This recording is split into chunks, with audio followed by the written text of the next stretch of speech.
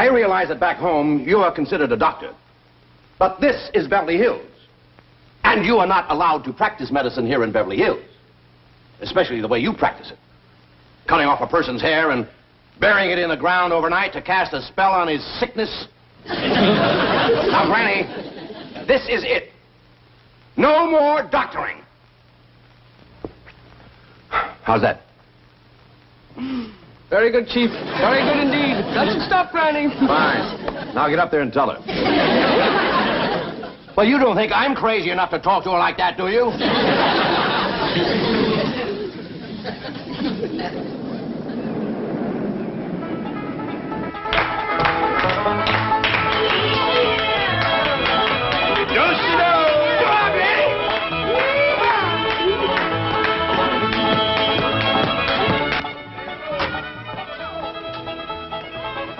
A square dance?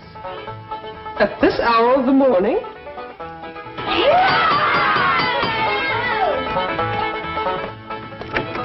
Howdy there, Miss Hathaway. Come in. Howdy, Miss Hathaway. Look who's come out here to help us celebrate the holidays. Holiday? What holiday?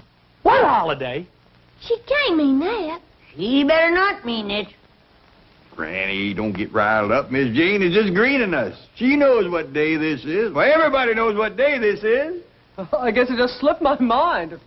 You're going to feel like a darn fool when I tell you. It's Possum Day.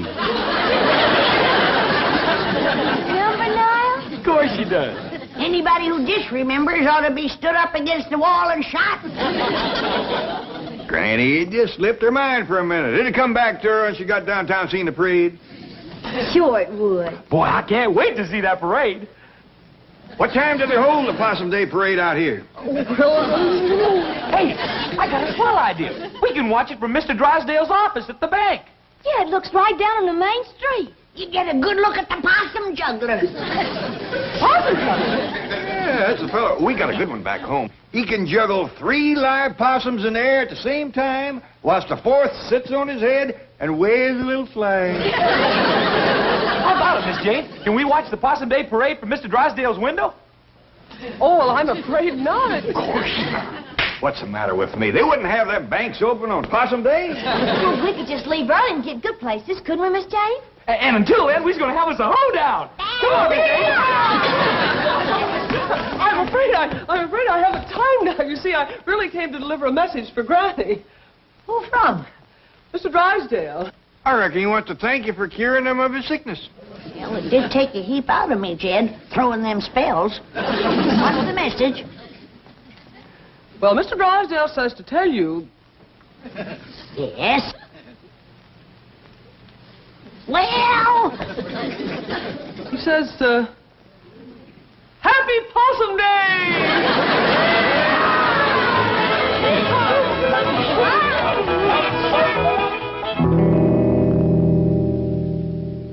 Roy, will you relax? What are you complaining about? She whacked off my hair, too, didn't she?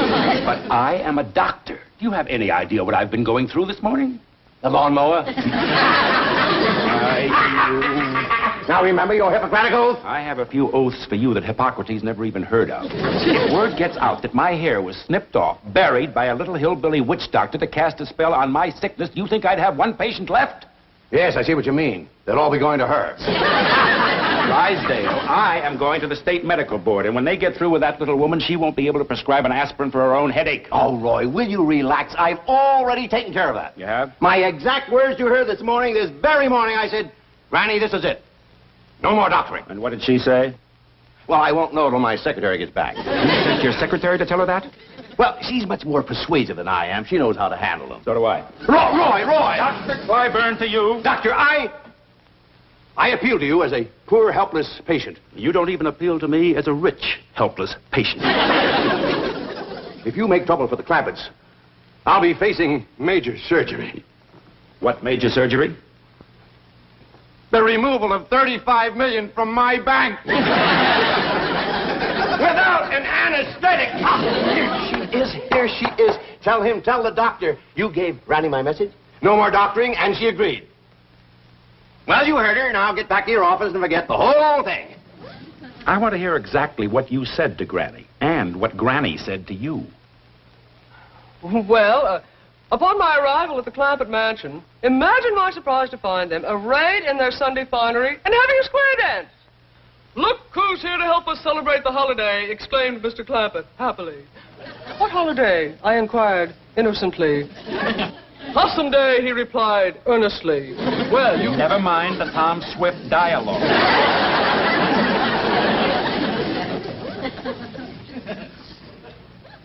Did you tell Granny to stop practicing medicine? Well, not in those words, no. No, she said it in much stronger language. Tell me. And without the adverbs, please. I am a busy man. I still have a medical practice, as long as I keep my hat on. Now, what happened? Chief, are you going to allow him to treat me this way? No, I'll do it. Now, what happened? Well, they kept asking if they could watch the Possum Day parade from your window here. That does it. Doc, listen. You listen. That little woman is a menace to the health of this community. She is going to celebrate Possum Day in the clink. Possum Day? Dr. Fifer. Doc. Roy, boy. You are constricting my brachial artery with your hemostatic grasp. What? Get your cotton-picking meat hooks off my arm. Look, I'll go see the Clampetts. I'll talk to Granny. I'll give her the message myself. I'll give her an ultimatum. I'll give you 1 hour. Oh, thank you. You are... you are constricting my dorsal metacarpals.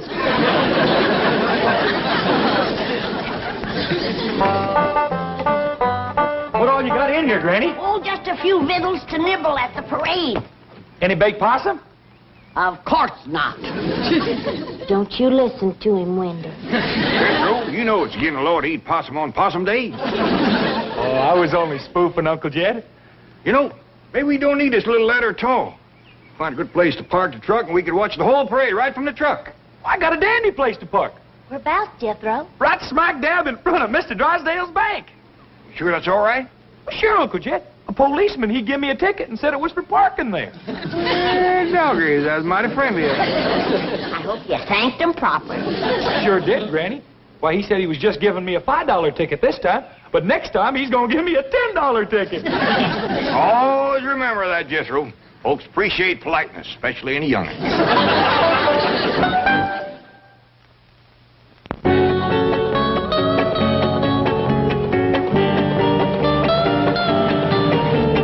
What else can happen to me today? Now, Chief, don't get so upset. Come on, faster, faster. Well, I reckon that's everything. Come on, let's get going. Oh, I'm so excited. This is the first time we ever watched a Possum Day parade in Beverly Hills. Yeah, I reckon they do it up proper out here. Oh, hey, Uncle Jed, shouldn't we bring along old Duke? I don't reckon that'd be such a good idea. What do you think, Granny? I don't think so. The way he's been eyeing old Wendell here.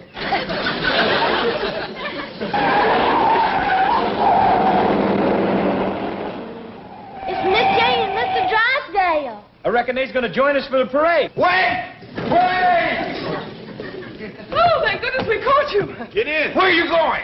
We're gonna watch the Possum Day parade from your bank. Well, I'm afraid there's not... Granny, Mr. Drysdale has something very important to discuss with you. Well, can he wait till after the parade? Yeah, we don't want to miss the possum juggler. That's the best part of the parade. But there isn't going to be... I believe the medical crisis can't wait, not even for 1 hour. Oh, yes. Granny, may I speak to you alone? Oh, yes, you go on inside. I'll be right in.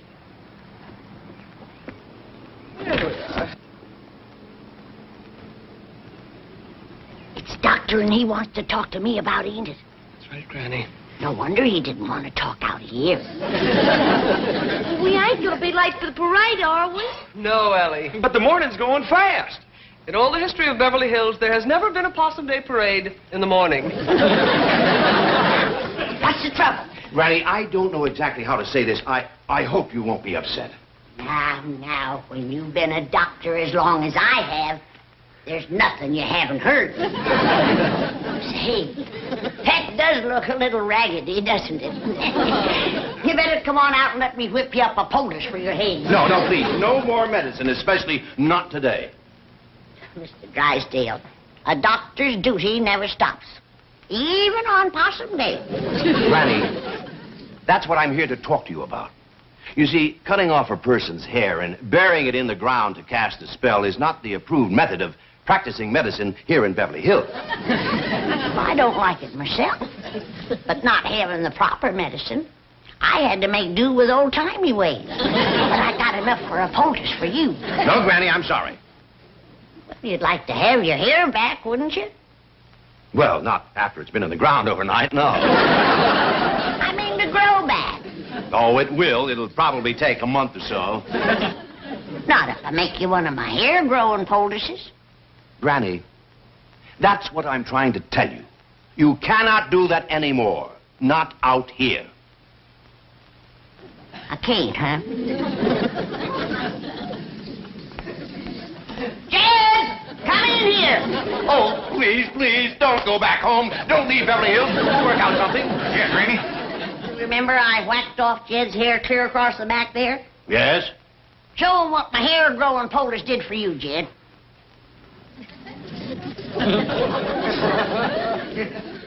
It's a mite ragged. It ain't been trimmed yet. Why, that's impossible. You can't grow hair like that overnight. Ow! It's real. It's actually growing right out of his scalp. That's what Granny's poultice does. It just draws the hair right up to your hind. Kept yours on a mite too long, didn't you, Jed? Had Nora slept in it. It's a miracle. Come on. I'll whip you up one. Granny, how did you discover this hair-growing poultice? Oh, that goes way back to my great-great-great-granny. You see, in her day, they had considerable trouble with the Indians.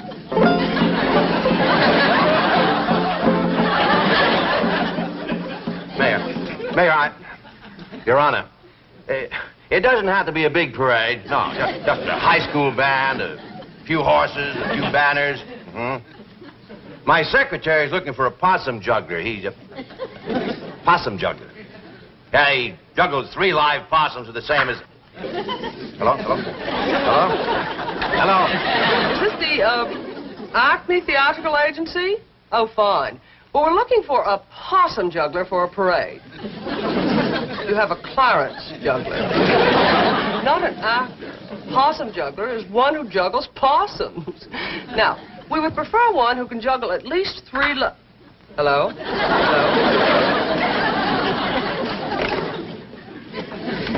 Oh, Dr. Clyburn. What a pleasant surprise. What's that?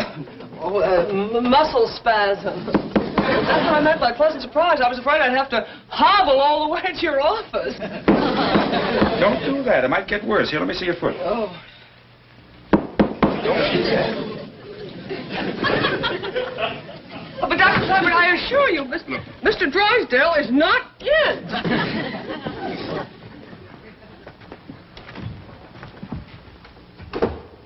See? Told you. Not here. I wish I could stay out of my office. Have you any idea how it destroys the confidence of a patient to be examined by a doctor who keeps his hat on? Patient gets the feeling things aren't going well. The doctor's ready to skip out of town. Well, Dr. Clyburn, everyone knows you're the finest doctor in Beverly Hills. Now, don't try flattery on me. Now, what about Granny? Oh, that wasn't flattery. I didn't say it was. I just said don't try it. Now, what about Granny? Did Milburn speak to her? Absolutely. I drove him there myself. Did he lay down the law? Tell her no more doctoring? Or did he chicken out as usual? Oh, Mr. Drysdale is not one to chicken out. He has an excellent law record. Yes, I've heard it.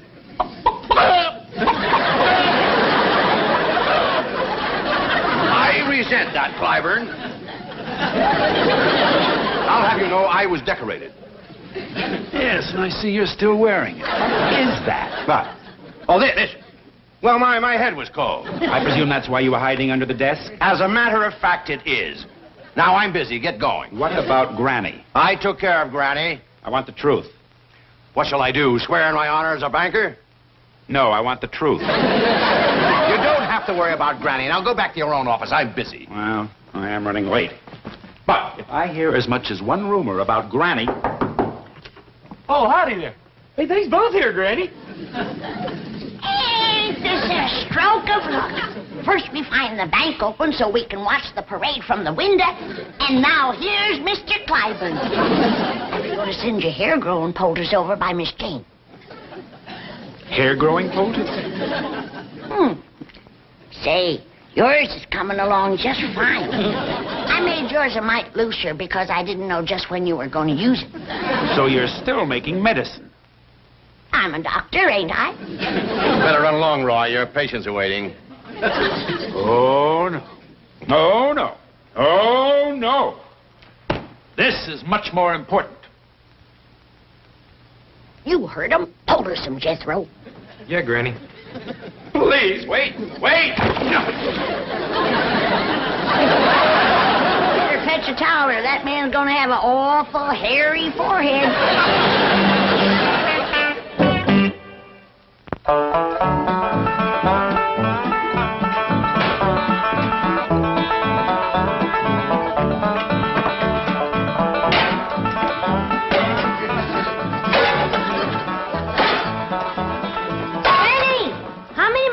Take back home with me. None that you didn't bring with you. I don't want nothing around that's going to remind me of this miserable place.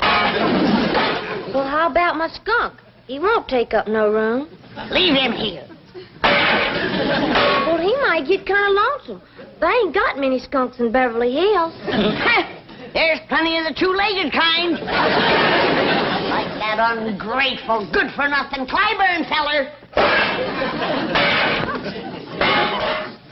Say, Granny, it's coming on for nightfall. What you say we all get a good night's sleep and we start out for home first thing in the morning? I ain't spending one more night in this Beverly Hills, and that's that. I'm going back home, where folks appreciate you doctoring them back to health and putting hair on their heads. That Clyburn fella was plumb ungrateful, was he? Downright nasty. Why, he's claiming that he wasn't even sick when he came here yesterday. He says that Jethro put him to bed against his will. Why, he's even claiming that he's Mr. Drysdale's doctor. You don't say.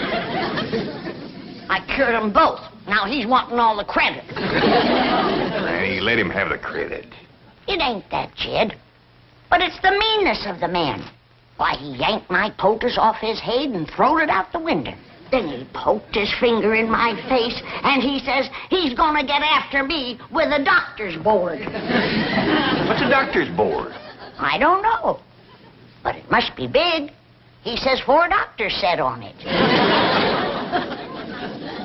That's when Jethro came in. Right, Jethro? Yes, sir, Uncle Jed. I said, you take a board to my granny, and I'll bust it over your head. I don't care how many doctors is sitting on it. Well, I reckon he was considerable provoked to see that. I was pretty provoked myself waiting outside. Why, what happened to you? Well, as you know, this policeman gives Jethro here a ticket for parking in front of the bank. A $5 ticket. Well, when a policeman come by and tried to give me another ticket, I said, no, thank you, we already got one. It's all the same to you, I'll take the money. Well, he commenced to mean-mouthing me, and I said, now, hold on there. If that's the way you're going to be, we won't take your money or your ticket. What'd he say to that? He asked me if I want to come down to the station with him, and I said, no, I don't want to miss a Possum Day parade. Well, what did he say to that? He said there wasn't no Possum Day. No Possum Day? That's what he said. These folks don't appreciate nothing out here. Jethro, you call Mr. Drysdale at his bank, and you tell him to send over your Uncle Jed's $35 million right away. We want to take it with us. Yes, Granny. And none of that paper stuff. We want real money. Silver. But, Jethro, listen to me. There is a Possum Day, and there will be a parade. Mr. Drysdale's working on it right now. All right, Mayor. Now, look, how about this? A couple of elephants, calliope, a few lousy balloons. Is that too much to ask? Now, suppose we put your name on the balloon. Election's coming up, you know. But, Jethro, please, you can't leave tonight. Oh, let me talk to Granny. All right. One small elephant, few balloons, and a possum juggler. Possum juggler. But Granny, $35 million in cash. You can't possibly. You want it in what? Nickels, dimes, and quarters. Hello? Hello, Granny. Hello? Well, the Possum Day parade's all arranged. First thing tomorrow morning. Let's see, we're going to have an elephant. Too late, Chief. The Clampetts are leaving. No. Tonight. No! And taking their money. No! Thought I'd drop by on my way to the medical board. They'll have my report in case Granny tries to practice medicine again. How many doctors did you say were on that board? 4, all top men. Well, you're gonna need all 4! Oh, Chief, remember you're a bank president. Allow me to hit him! What's the matter with you two? Look, Milburn, aren't you content just to look like an idiot? You have to act like one, too. And will you take off that silly-looking baby bonnet? Hair. Chief, you've got hair. Hair where?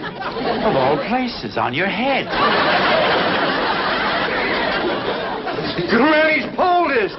It works. Look who has hair. And who has it? It is a medical impossibility to so stimulate the cranial integument as to produce in a few short hours more than a microscopic filamentous outgrowth of modified epidermic tissue known as hair. She did it. That little hillbilly witch doctor did it. Go, Chief. Grab your coat and get your hat. There's still time to stop them. 8 years Harvard Medical School. 2 years internship. 20 years practice. 30 years of accumulated scientific knowledge. Right down the old tube. Now, wait! I'm going with you. I want a POTUS! I won't do it in that stack. Please, Granny, I need my hair. You can't refuse me. You're my doctor. Hey, Granny, guess what? They do have Possum Day out here. They just celebrate one day later than we do. Yeah, and they're going to have a parade tomorrow morning. And Mr. Drysdale and Miss Jane say we can all be in it. And them too. We might even let him in it. I played bass drum in the Harvard band. I was once a drum majorette. It would be a bit of a shame to have him march in the Possum Day parade looking like that. Yes, it would. All right. I'll make you a poultice and you can sleep in it tonight. Thank you.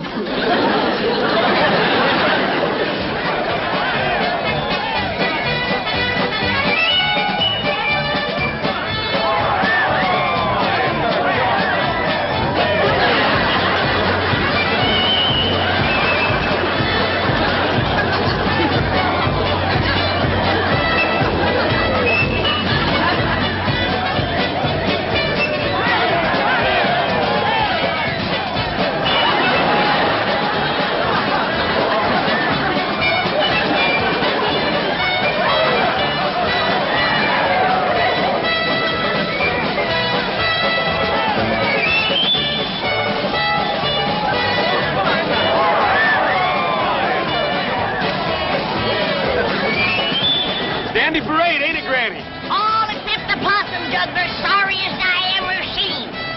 Well, she's doing the best she can.